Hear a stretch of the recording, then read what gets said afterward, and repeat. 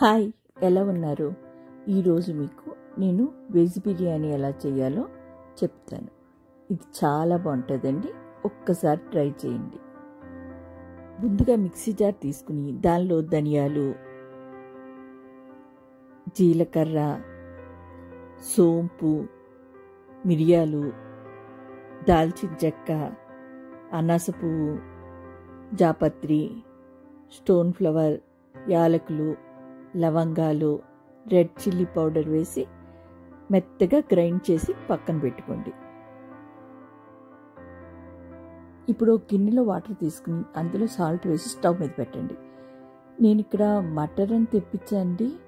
ఇవి పచ్చి butter నానపెట్టేసి colour వేసి ఇచ్చేసాడు. ఇలాంటి మటర్ మట్టికి వాడకండి, పచ్చి మటర్ దొరుకుతాయి, అవే వాడండి. ఇవి హెల్త్కి మంచివి కాదండి. వాటర్ కాగిన తర్వాత దానిలో బంగాళదుంప, కాలీఫ్లవరు, క్యారెట్, బీన్స్ వేసి 70% కుక్ అవ్వనివ్వండి. చూడండి, 70% కుక్ అయిన తర్వాత వెజిటబుల్స్ వేరే చేసేసి ఆ వాటర్ కూడా పక్కన ఉంచుకోండి. ఇప్పుడు కడాయి తీసుకుని అందులో ఆయిల్ పోసి వేడెక్కిన తర్వాత బిర్యానీ ఆకు, అనాస పువ్వు వేసి కొంచెం వేపుకోండి. దాంట్లో సన్నగా కట్ చేసిన ఉల్లిపాయలు వేసి సాల్ట్ వేసి ఎర్రగా వేపుకోండి. కచ్చాపచ్చాగా దంచుకున్న జీడిపప్పు కూడా వేసుకుని బాగా వేపుకోండి. ఇప్పుడు ఇందులో అల్లం వెల్లుల్లి పేస్టు, నెయ్యి వేసి అల్లం వెల్లుల్లి పేస్ట్ పచ్చివాసన పోయే వరకు బాగా వేపుకోండి. అల్లం వెల్లుల్లి పేస్ట్ వేగిపోయిన తర్వాత ఇందులో మనం బాయిల్ చేసుకున్న వెజిటబుల్స్ వేసి బాగా కలుపుకుని దానిలో పన్నీర్ వేసుకోండి.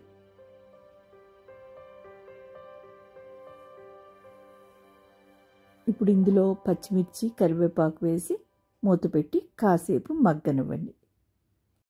ఇప్పుడు ఇందులో మనం మిక్సీ పట్టుకున్న మసాలా వేసి ఒకసారి కలుపుకొని ఇందులోనే టమాటా పేస్ట్ కూడా వేసుకోండి. వేసుకుని బాగా కలిపేసి మూత పెట్టి ఇంకొంచెం సేపు ఉడకనివ్వండి. మంచి మటర్ దొరుకుంటే బాగుండేదండి, మటర్ వేసుకోండి కంపల్సరీ, చాలా బాగుంటుంది.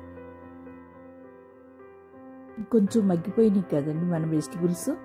ఇప్పుడు ఇందులో ఇంకొకసారి మన మసాలా వేసుకుని బాగా కలుపుకుందాం.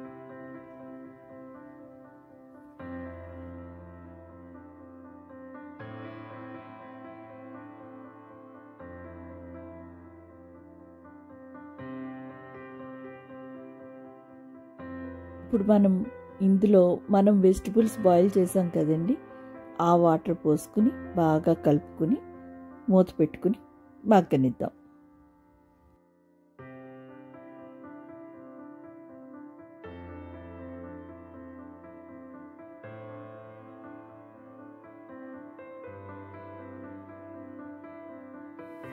కూర అయిపోయిందండి. ఇప్పుడు ఇందులో కొత్తిమీర, పుదీనా వేసి బాగా కలుపుకుని ఇంకొక 2 minutes మగ్గనివ్వండి. 2 minutes మగ్గిన తర్వాత తీసి పక్కన పెట్టుకోండి.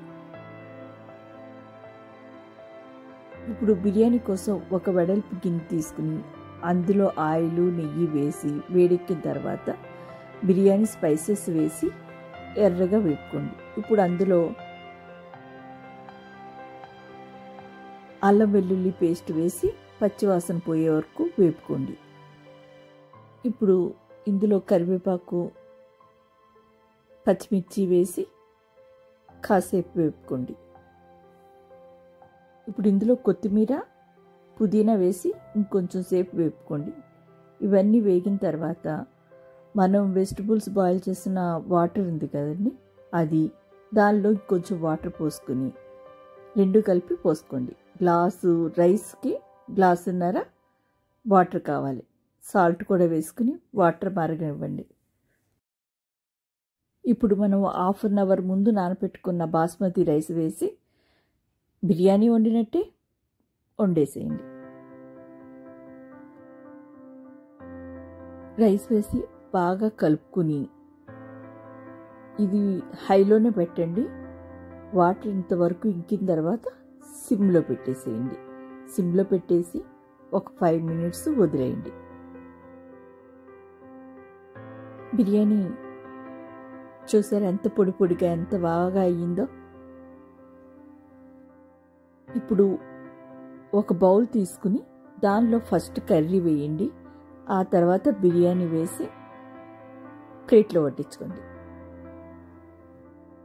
నేను అది వీడియో తీయటం మర్చిపోయాను, సో అందుకని చూపించట్లేదు. దీనికి కర్డ్ చట్నీతో తింటే చాలా బాగుంటుందండి. ఒక్కసారి ట్రై చేయండి. మీకు ఎలా వచ్చిందో కామెంట్ చేయండి. నచ్చితే లైక్ చేయండి, షేర్ చేయండి, సబ్స్క్రైబ్ చేసుకోండి. Thank you.